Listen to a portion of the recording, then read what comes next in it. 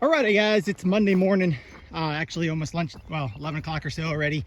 Bunch of things done this morning already, but I weed whacked around this whole 6-acre field here.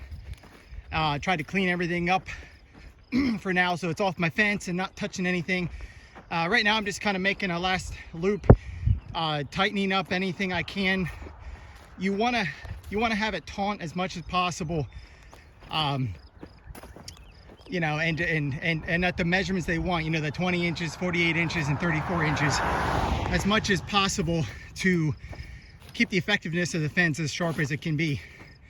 That's key according to their website. So, and I found, I mean, as long as I keep the parameters the way they want, I don't typically have too much pressure getting into my field. So I would say, for what it's worth, it seems to be working for me. But yeah, we're just about there. So just to give you an idea how this looks, I will electrify this and probably add a couple scent caps to the bottom corner down there, and probably the bottom corner down on that side where I tend to have the most activity from deer. I'll put a couple there. That way the most curious ones will come out and smell that and give it a lick, and then hopefully they'll let it alone for the season. So just to give you a little idea, like from the deer's perspective on this fence, you have the 3 strands there that are, one, the bottom it says 20, the middle one is 34 inches, and the top one is 48 inches. And obviously the middle one is in the front. The front fence is 3 feet in front of the other 2. And it's not a matter of height. These deer could jump a 6-foot fence, you know, without much of a sweat. It's the reason this, I guess, is successful is because of the dynamics of the dimensions of it. They can't quite wrap their brain around whether they can clear it so they're afraid if they jump, they're not gonna, because of the height and the depth of it combination, they're not certain that they can clear it. They can, they are able to, if they are physically able to do it, but I guess they can't rationalize in the brain that they can. And so it just messes with them enough that and the fact that it's electrified, they don't walk through it or under it. They're afraid enough that way, and they're not sure they can jump it, so they just stay out. So I don't personally believe this fence would be effective.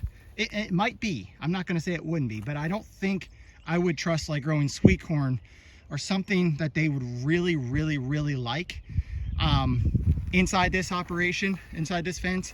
I don't believe that it would be enough to keep them out if you had something in there that they really were drawn to. But they like watermelons and they like pumpkins, but they don't like them enough to get through this fence, if that makes any sense. And this fence is good enough, it's enough of a deterrent that they don't bother trying. At least not until, like, I don't know if one like accidentally runs through it in the middle of the night, or like one tries to get through, one's brave enough to try, and then they fumble it up, and then because a lot of times I come out here and I'll find like the top piece, the top connector, you know, it's gone, it totally is missing, and then the fence is hanging down because a deer got caught up and flung it, you know, yanked it off the post, and it's tight, but they get caught on this and they can yank that thing right off. And then you know, if I don't see that for a few days because I'm got a million other things I'm doing and I'm not checking the fence every day, then, you know, there's different spots like that where they will get through and they'll get through the system. But for the most part, for what I wanted to do to keep them out for about, you know, 6-8 weeks here, it does really good job. Really good job. You know, my pumpkins, I'm going to put the same system up on the pumpkins here in a little bit, and it'll get my pumpkins past flower set where the fruit's there. And yeah, they'll eat some of the fruit, but they'll eat a lot more flowers and damage. They can eat an acre's worth of flowers. They can only eat like 2 pumpkins or 3 pumpkins a night. So I'll take the pumpkins over the flowers any day. And they don't usually wander too much through the patch. It's more just a couple here on the edge in there.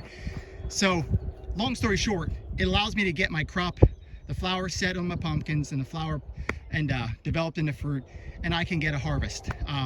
Do I lose some to deer? Yes, but I would lose, like the patches I've done in the past without fencing, I'm like, it's like stupid. Like I got like 1 or 2 bins out of the acre and I should be getting 30 or 40.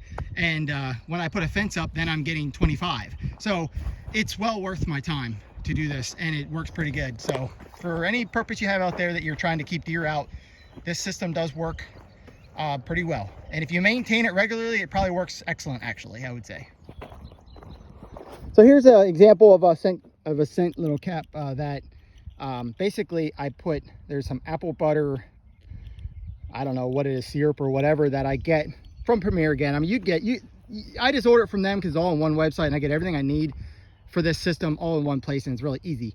Comes in a box and I can put it out. So, but this is a little cap here that obviously, I'm not sure what kind of metal it is, stainless steel or whatever there, that would conduct electricity. And so basically you'd put it inside that, on that cotton ball there, and a deer would come in and lick on that, and it's electrified, and that would obviously give them a jolt and hopefully make them think this is the worst idea they've ever had and never come back.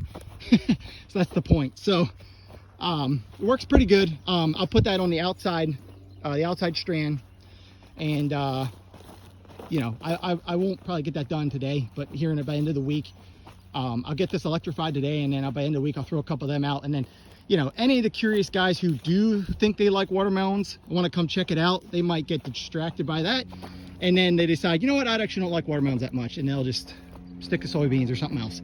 So that's the goal, and seems to be working enough for me to keep doing this every year.